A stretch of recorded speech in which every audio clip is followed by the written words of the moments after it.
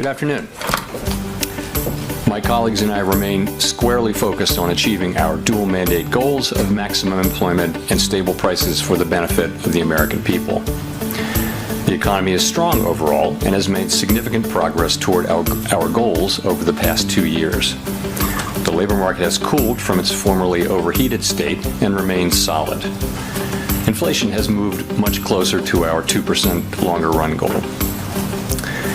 We're committed to maintaining our economy's strength by supporting maximum employment and returning inflation to our 2% goal.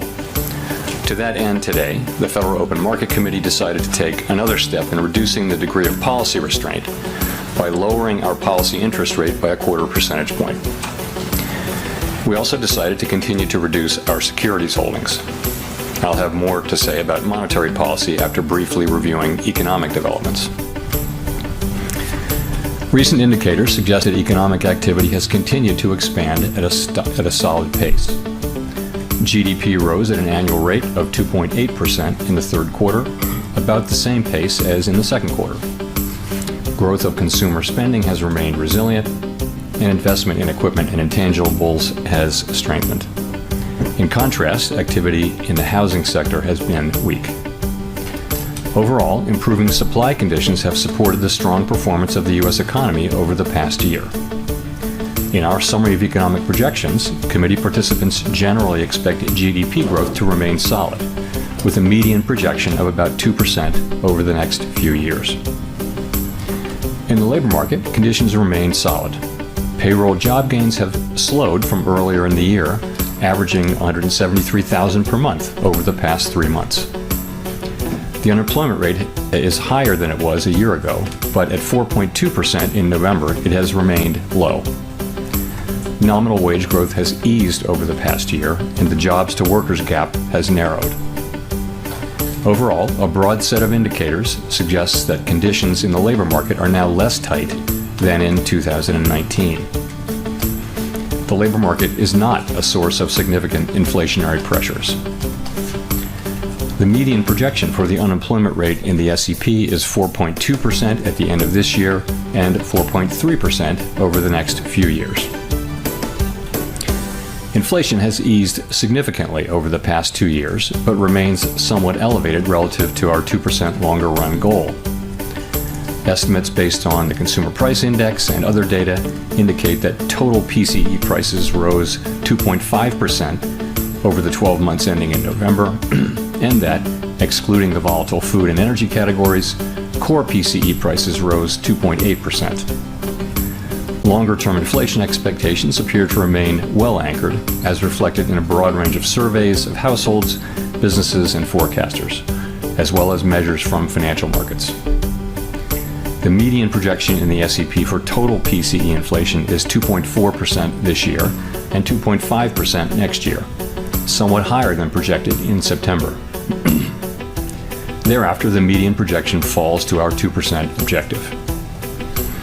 Our monetary policy actions are guided by our dual mandate to promote maximum employment and stable prices for the American people.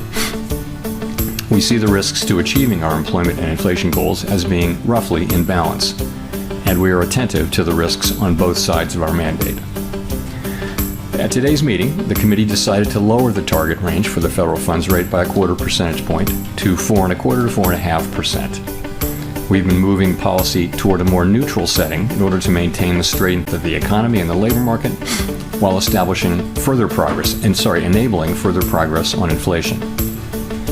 With today's action, we have lowered our policy rate by a full percentage point from its peak, and our policy stance is now significantly less restrictive. We can therefore be more cautious as we consider further adjustments to our policy rate.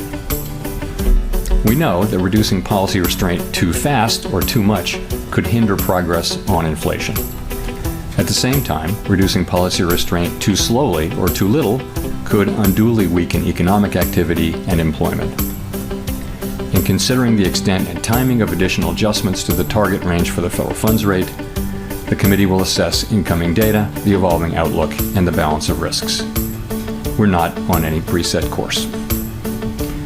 In our summary of economic projections, FOMC participants wrote down their individual assessments of an appropriate path for the federal funds rate, based on what each participant judges to be the most likely scenario going forward. The median participant projects that the appropriate level of the federal funds rate will be 3.9% at the end of next year and 3.4% at the end of 2026. These median projections are somewhat higher than in September, consistent with the firmer inflation projection. These projections, however, are not a committee plan or decision. As the economy evolves, monetary policy will adjust in order to best promote our maximum employment and price stability goals. If the economy remains strong and inflation does not continue to move sustainably toward 2%, we can dial back policy restraint more slowly. If the labor market were to weaken unexpectedly, or inflation were to fall more quickly than anticipated, we can ease policy more quickly. Policy is well positioned to deal with the risks and uncertainties that we face in pursuing both sides of our dual mandate. On a technical note, we lowered the offering rate on our overnight reverse repo facility to align it with the bottom of the target range for the federal funds rate, its typical configuration. Technical adjustments of this kind have no bearing on the stance of monetary policy. The Fed has been assigned two goals for monetary policy: maximum employment and stable prices. We remain committed to supporting maximum employment, bringing inflation sustainably to our 2% goal, and keeping longer-term inflation expectations well anchored. Our success in delivering on these goals matters to all Americans. We understand that our actions affect communities, families, and businesses across the country. Everything we do is in service to our public mission. We at the Fed will do everything we can to achieve our maximum employment and price stability goals.